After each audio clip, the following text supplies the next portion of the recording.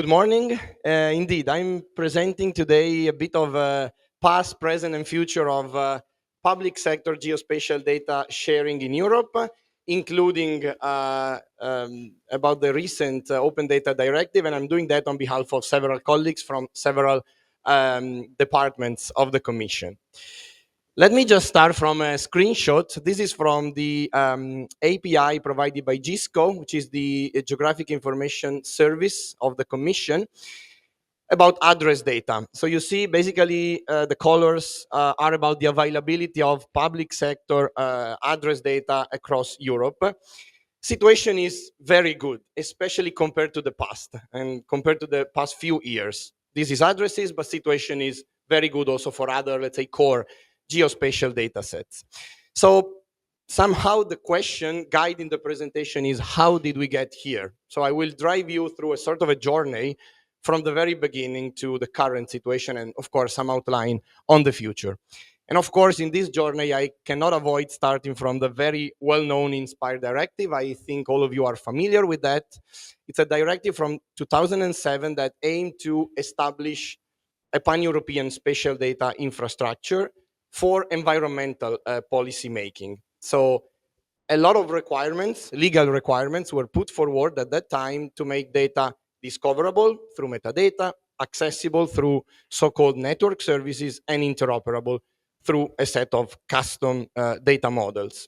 INSPIRE has an annual process of monitoring and reporting. I will tell more in the next. And just to anticipate something about the future, there has been an evaluation of the directive, which is part of the policy process in 2022 that triggered a potential revision. So you may expect a revision coming. Now, a bit about INSPIRE, because this will be important in the following. The scope of INSPIRE is pretty broad. Remember, it's an environmental directive, so the scope embraces 34 cross-sectoral categories, which are known as the 34 spatial data themes. And these are grouped into 3 annexes because these are the annexes of the directive. Annex 1 and Annex 2 include baseline information mainly, and Annex 3 is for more, let's say, domain-specific applications. We have an infrastructure that the JRC, so our team, actually operates and maintains daily, and which the member states uses on a daily basis. So we have from left to right the GeoPortal, which is the central point of access to all the data shared by the member states under INSPIRE. We have a reference validator where member states can test the conformance of their resources, so data, metadata, and services against the requirements. And then we have the INSPIRE registry on the right-hand side that exposes all the identifiers, so the code lists, the vocabularies, etc. And given that we are at FOSS4GE, I'm happy to remind that we have a fully open source based infrastructure. The GeoPortal is based on GeoNetwork. The validator is based on the ETF testing framework, which is also an OSGeo community project, and the INSPIRE registry is based on a registry software. Now, the second piece is the Open Data Directive, more recent directive, not focused on geospatial only, but focused on public sector data in general. And with the objective to improve the reuse of data from the public sector, with the idea to really power innovation in Europe. So it's promoting reuse, especially for SMEs, not only, of course, but especially. And the directive introduced the concept of high-value data sets. So these were defined as the data sets, the reuse of which holds the highest potential to generate, let's say, benefits to the economy and society. So as such, this list of data sets was, let's say, has to be made available. Again, we are talking about public sector data for free under open access licenses in machine readable formats via APIs and when relevant and depending on the data sets as a bulk download. Then we had the Implementing Act. The Implementing Act actually went a bit further because implements the directive. The directive defined only 6 categories of data sets, so did not provide a list of high-value data sets, but just the categories. The Implementing Act actually complemented that by providing the list of data sets for each of the 6 categories and all the requirements for providing those data sets. What is important in this context is that 3 out of the 6 categories include geospatial datasets. These categories were called geospatial, Earth observation and environment, and mobility. And by design, the data sets were defined to match the scope of INSPIRE, so not to introduce anything, let's say, new in terms of scope for the providers. Also here, there's a reporting obligation.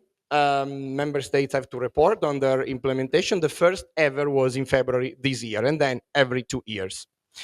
Now, I just want to zoom a bit on the Implementing Act to give you a sort of a flavor of what it includes. This is an example, one of the three categories I highlighted before, the geospatial category. So first, there is a definition of the scope. So what are the data sets here? There are 7 data sets in this category, 5 of which are, the first 5 on the left are exactly taken from INSPIRE and defined with a clear reference to INSPIRE, as you can see from the text underlined in red.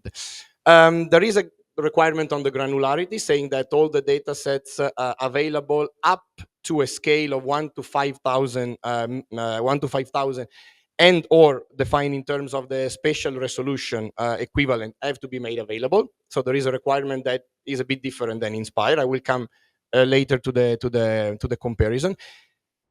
There is a list of key attributes, so not really complex data models, just a minimum, let's say, level of interoperability required here, key attributes defined for each of the categories. And then requirements in terms of license. In this case, it's Creative Commons CC BY 4.0 or any equivalent or less restrictive open license. The format, and here, let me just comment about the format. You don't see GeoPackage or GeoJSON or anything. A publicly documented EU or internationally recognized open machine readable format. This makes sure that even in the future, when new formats may appear, this legislation will still be fit for purpose, something that was not done in the past. Access modes, APIs, and bulk download, and metadata requirement that once again refers back to metadata under INSPIRE. Now, this is a tentative to compare a bit the requirements from INSPIRE and from the Open Data Directive for the geospatial datasets. Of course, the main thing that the Open Data Directive adds is an open license requirement. In INSPIRE, the focus was on sharing the data, on making the data interoperable and discoverable, but not really on making them open access. So this really adds somehow an open data requirement on top of INSPIRE. Then I already commented the data model with a list of key attributes. Scope, as I said, was defined in a way to basically almost completely match the scope of INSPIRE. Now, let's move to monitoring. So how are we monitoring? Have we been monitoring what is happening? What is the implementation? In INSPIRE, we have a monitoring process defined in a commission implementing decision, or actually the current version was defined in that implementing decision from 2019, which is basically based on measuring the fairness. So we have indicators that measure the findability, accessibility, interoperability, and reusability of the infrastructure. Well, fair principles were introduced in 2016. I think they are very well known. OGC has also integrated the principles in their mission. JRC, but I think any public sector data, let's say, provider organization has now their own guidelines on how to produce and how to share fair data. In INSPIRE, we basically have defined in this decision 19 indicators divided in the 5 categories that you see here. I do not actually list the indicators because it will be a bit too much, but the idea is that they will together measure the availability of data, the conformity of metadata, the conformity of spatial datasets, the accessibility of datasets, and the conformity of network services. How do we measure this? Because we do that every year using a fully automated process based on our open source, transparent, objective, reproducible infrastructure. Now, some quick results on the 6 years of monitoring, starting from the new commission decision that I've just shown. The tables here include for all the indicators. So here you see the 19 indicators, actually just the ID of the indicator. For the 5 categories, the median value for each year. Wherever you look at, you will see that over the years, there has been a slow but continuous improvement, which means things are going well, basically. So in terms of fairness, at least. Now, this can be questioned, and actually I questioned that in my talk from yesterday, where I basically said, yes, this is good, fairness is a starting point, but what about the users? What about, let's say, the suitability, the value that the infrastructure generate for users? We just measure what the providers offer. And indeed, it would be good to try to evolve those indicators to go a bit beyond the simple fairness. If you're interested in that, of course, the talk was yesterday, but there's a paper because that was part of the academic track. So you can just check this paper published in the conference proceedings. That is not the purpose of this presentation, but of course, happy to discuss later. Now, moving on with the monitoring and also reporting we have in INSPIRE. So member states on a yearly and now with a two yearly frequency have to report also on what they are doing internally at the national level to actually, so how they are structured, how they are coordinating themselves to implement INSPIRE. We have also during the years automated that, and currently I'm happy to say that the process is fully automated and member states were taught on how to actually use GitHub and submit pull requests to submit their reporting report. It's basically a report, there's a template, and we automated all of that on GitHub. You can, of course, check if you are interested maybe about what your country is doing.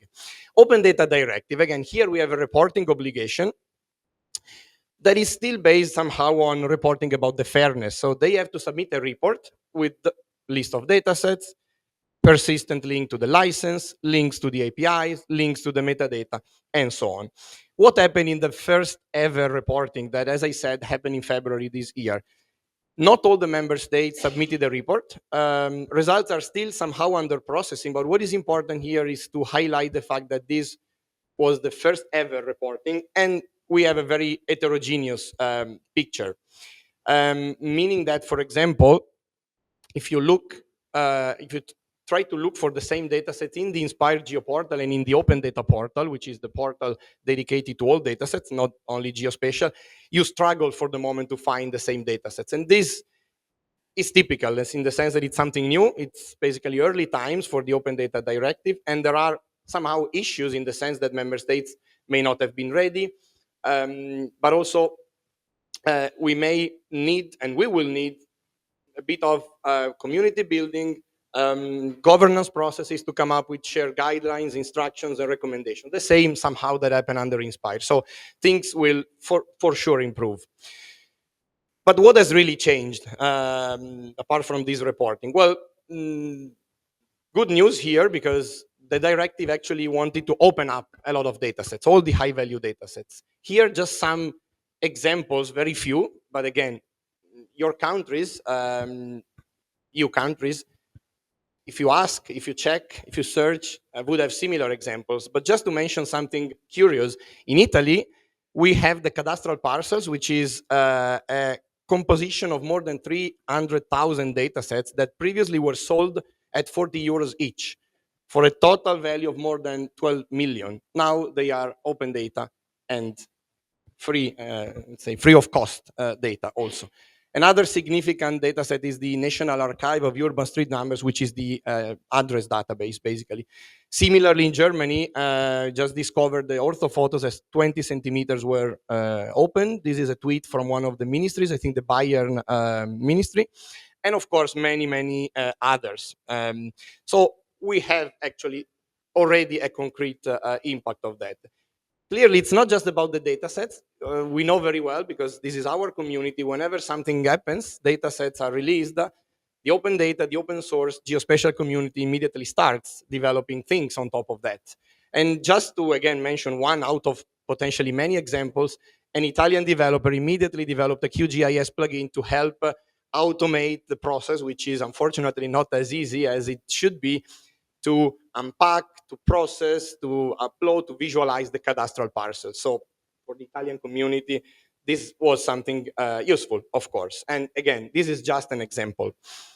But an example to basically say that somehow legislation triggers innovation, let's put it this way.